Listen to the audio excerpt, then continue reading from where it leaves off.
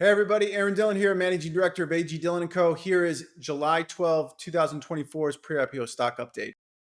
Axiom Space, a space station developer, secured a $125 million contract with Gravitics to support the development of the world's first commercial space station. Gravitics, founded in 2021, focuses on manufacturing large space structures, including configurable space stations, modules of 4 meters to 6 meters and 8 meters classes. Their StarMax module, tested in March 16, 2023, aims to offer the largest interior volume in orbit. Gravitics space station modules will be added to Axiom Space's space station. NASA's investment of $99 million in LEO commercialization complements Axiom's efforts, alongside partnerships with companies like Blue Origin and Voyager Space. Gravitics' announcement and awards in 2024 will drive in-space manufacturing, microgravity research, and space tourism. Yes, in-space manufacturing. Make it in space, bring it back down to Earth. Note that Axiom Space and Gravitics aim to use SpaceX rockets to deliver their space stations to orbit. SpaceX's payload delivery capabilities and reduced price points to allowing new emerging space industries to come out. It's really, really exciting stuff here. Axiom Series C in August of 2023 put the company at $2.5 billion valuation. Gravitics posted a seed round in December of 2022 at a $100 million valuation.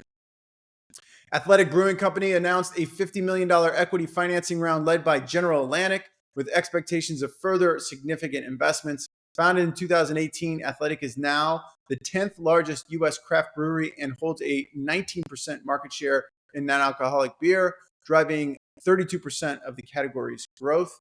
With revenue surpassing $90 million last year and over 3 million cases sold, the company's valuation has doubled to $800 million. Athletic has 2 U.S. brewing facilities and a third in development. Over 40% of Americans, including 49% of millennials and 61% of Gen Z, are trying to drink less alcohol, boosting demand for Athletic's offerings. Neuralink, a brain computer interface company, announced plans to implant its BCI chip in a second human within a week after addressing hardware issues from the first implantation in January 2024. The first participant, Nolan Arbaugh, received 64-thread telepathy system with 1,024 electrodes, but only 15% of the channels remain functional.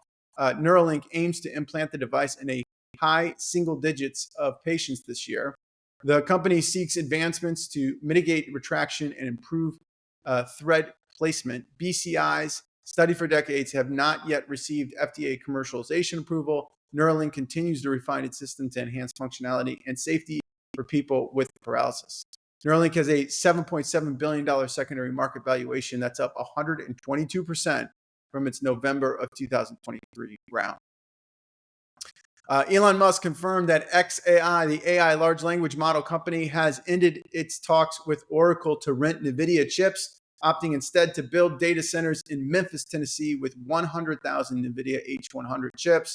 Previously, xAI rented 24,000 chips from Oracle under an existing agreement. The shift to purchasing chips aims to create the most powerful training cluster in the world and expedite the data center's construction. Oracle's shares fell 3% following the news, despite a 34% rise since the start of the year. xAI has a $24 billion secondary market valuation. It's flat to its May 2024 round. Shein will invest approximately $270 million in UK and Europe over the next 5 years to combat industry waste, aiming for a potential London listing. The company has created an investment fund that aims to support the textile recycling technologies and regional brands. Concerns about Shein's sustainability practices have shifted IPO plans from the US to the UK. UK IPO approval is pending. Shein's low-cost trendy clothes produced on demand has pressured competitors like H&M and Zara to enhance efficiency. The company, founded in China and now headquartered in Singapore, faces scrutiny over supply chain transparency and labor practices. Shein posted a $66 billion valuation in its May 2023 Series G. OpenAI has introduced a 5-level classification system to track its progress towards developing AI capable of outperforming humans. Currently at level 1, OpenAI aims to soon reach level 2, or quote unquote reasoners, which perform basic problem solving tasks akin to a doctorate level human without tools. The ultimate goal, level 5, is a AI performing organizational work. This system, unveiled in an all-hands meeting, aligns OpenAI's pursuit of artificial general intelligence, or AGI, anticipated by CEO Sam Altman to be achieved this decade. That is just 6 years away. OpenAI has a $105 billion secondary market valuation, up 22% versus its April 2024 last round. Microsoft and Apple have decided against taking board seats at OpenAI amid regulatory scrutiny of big tech's influence over AI. Microsoft, which invested $13 billion in OpenAI, will step down from its observer role on OpenAI's board. Apple previously expected to join the board after its big announcement that ChatGPT will be powering Siri, will also refrain from taking the position. This decision follows concerns from US and European regulators about Microsoft and Apple's dominance in AI. OpenAI will now hold regular shareholder meetings with partners and investors, including Microsoft, Thread Capital, Colsa Ventures, and I'm sure Apple as well. So I suppose no real impact to day-to-day business here or transparency for any of these companies, which I think is frankly a little silly that they had to resign from the board. SpaceX, the space payload delivery and satellite internet company, has proposed to the FAA to increase Starship rocket launches in Texas to 25 annually, up from the current 5 allowed. This move, involving a new environmental assessment, has raised concerns among residents and environmental groups due to potential damage to natural areas and frequent beach closures.